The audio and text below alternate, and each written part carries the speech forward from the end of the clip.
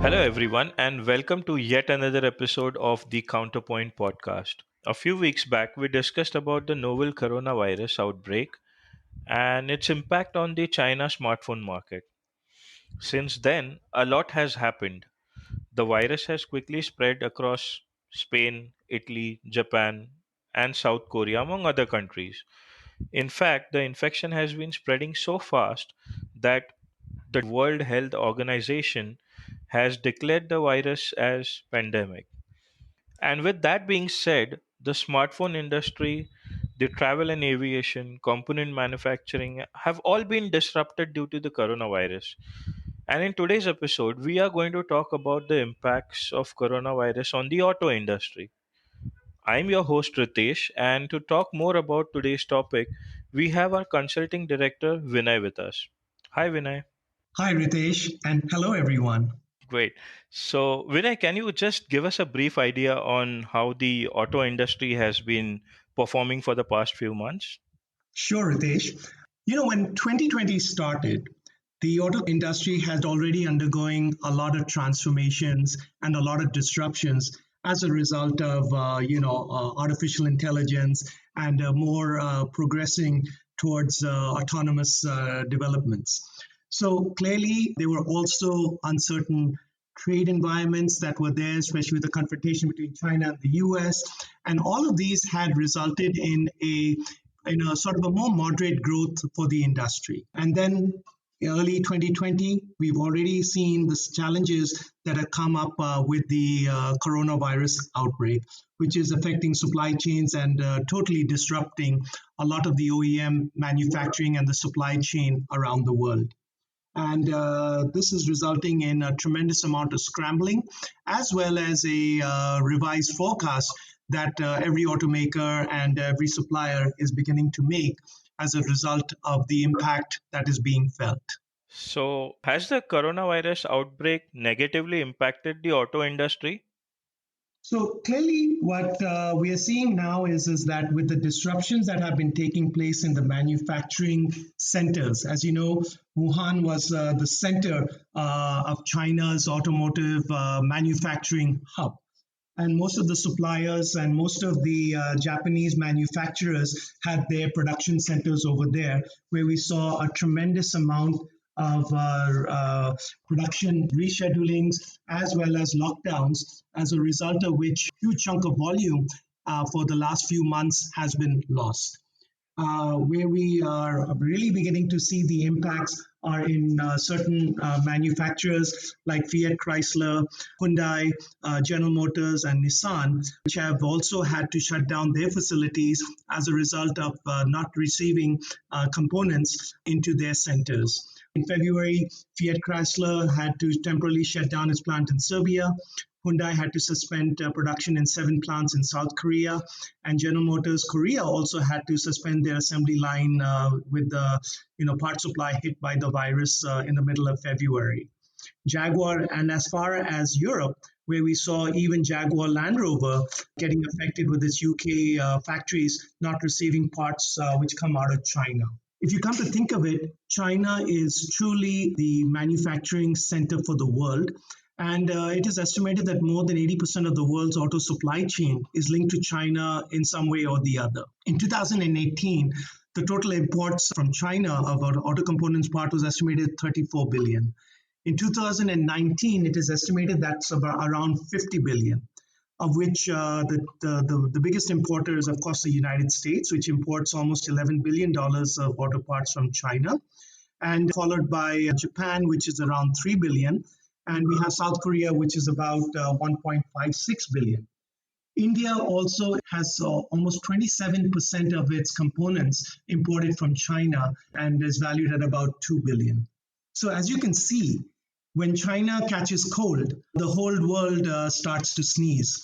And we are having clearly an issue where we haven't yet had the full impact, given that currently most suppliers have had to rely on their pipeline, their existing inventories to manage supplies.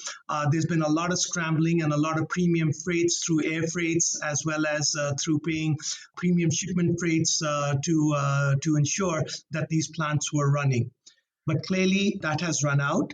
And fortunately, with China seeming to have brought things under control, and with these manufacturing centers coming back on track, we're beginning to see that trickle in into the system and into the supply chain. However, they're not at full speed, and these disruptions will be felt for quite some time more, and it will be a few months before we see some stability. So clearly, there is some dependency on China, which is exposing weakness for automakers. So, is there any way where the production can be shifted to other countries? So, the way in which the industry has been looking to deal with the situation is to try to see whether they can source parts from other markets. Clearly, the way in which the economic losses and the production, as well as the impact that it has had in terms of market share and in terms of meeting customer demand, most automakers have now had to relook at their sourcing strategy. And there have been opportunities that certain other markets around the world have begun to now look attractive. For example, we have seen that a lot of the Japanese car makers have started to now look at Mexico as a proposed solution. Mazda already is looking at supplying a number of its components from Mexico. Even the Tata Motor, Toyota, and Nissan Motor companies also have been looking at Mexico for some time to bring costs down and to also have a hedge against any supply disruptions could occur from China. And given that the current issues that we are seeing with trade agreements and trade relationships, that particular strategy was already being considered. And I think the coronavirus has just accelerated that approach given the disruptions that are being realized right now. So clearly, the opportunities for these markets are high. Even it offers an opportunity to South Asian countries like Vietnam and for India, where a lot of manufacturing for vehicles has been happening for years. But clearly, the question comes is that are they technology equipped? Are they work skills and the labor force? Do they have the necessary environment for doing business and for trade agreements that allow for the import and export seamlessly to ensure that there is non-disruptive supply along the global supply chain? So clearly, the world will have to have a relook. There will be a rationalization. There will be a shift of production from around the world, and we should see more and more governments as well as markets looking at policies that could possibly encourage this once we see all this coronavirus impact coming under control. Okay, and what are the kind of countermeasures that automakers have been taking? So, when you say countermeasures, in terms of ensuring that supplies are not disrupted, or there's no more corona outbreak, a lot of these car makers, especially in China, have started to actually make even decide to do production of coronavirus masks. If you have seen that there have been announcements where even BYD, a Chinese company which is manufacturing cars, had announced that it would produce masks and disinfectants at their factory. We've had SAIC GM Wuling also announce that it would produce masks that could prevent the virus infection via respiration. And even Great Wall Motors is working with one of its suppliers, who's an interior part supplier, to install mass productions in their facilities in Guangxi. So there's a lot of activities that are resulting in ensuring that the capacity and the technology and the workforce that they have could do some alternate production at this time and take that opportunity. In another situation, looking more downstream, if you look at the way traffic to the dealerships has now almost come to a halt, the dealers too have had to have different alternative ways to engage with their customers. And along and supported, with their OEMs, they're looking now at digital strategies to provide information and consideration of the brand experience through virtual reality and through online opportunities. As mentioned, the auto shows that are around the world were cancelled as a result of the coronavirus, the Geneva Motor Show being a major one. And what the automakers have done is that they have looked at online reveals and also looked at engaging with more and more customers through digital medium to be able to provide that announcements and to ensure that the launches go on. Here in India, we've had a recent reveal of the new Hyundai Creta 2020 model, where they actually had the media in batches, and the venue in which the reveal was held, for every after every batch, there would be a total disinfectant and a sterilization of the venue before the next program. So these are turning out to be new formats. These are turning out to be new approaches, and taking advantage of digital solutions and strategies to be able to engage as well as keep things online seems to be a way forward. And what was our earlier forecast with respect to auto sales like for this year? And how much has the coronavirus impacted? So clearly, the coronavirus being right at the beginning of the year, the impact was felt almost immediately. And earlier we at Counterpoint had estimated that in 2020 we would expect a short sort of contraction from 2020, given the first month sales that was seen.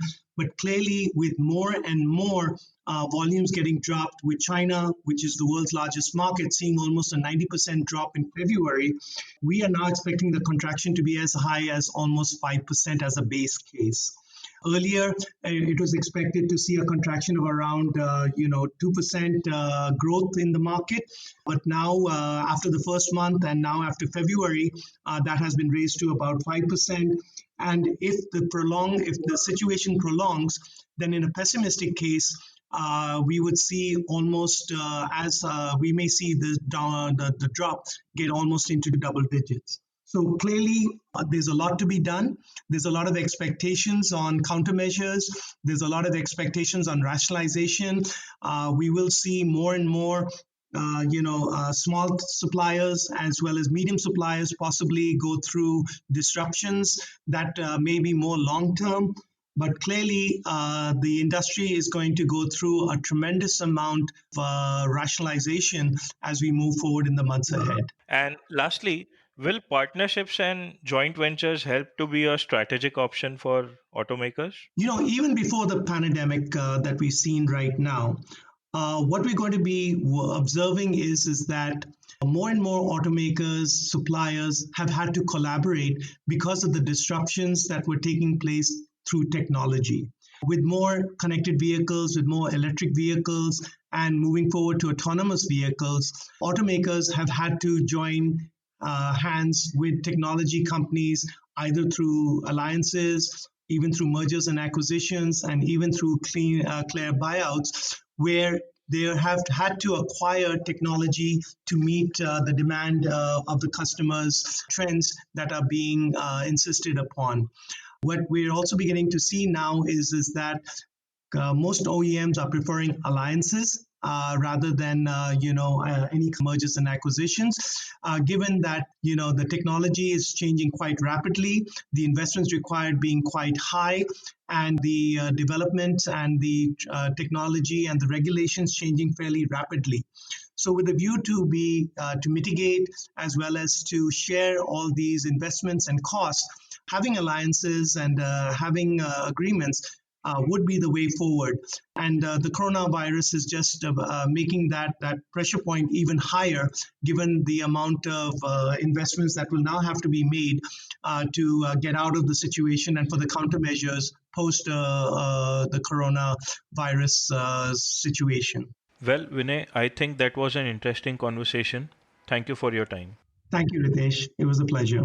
And with that, I would also like to thank our listeners for tuning in.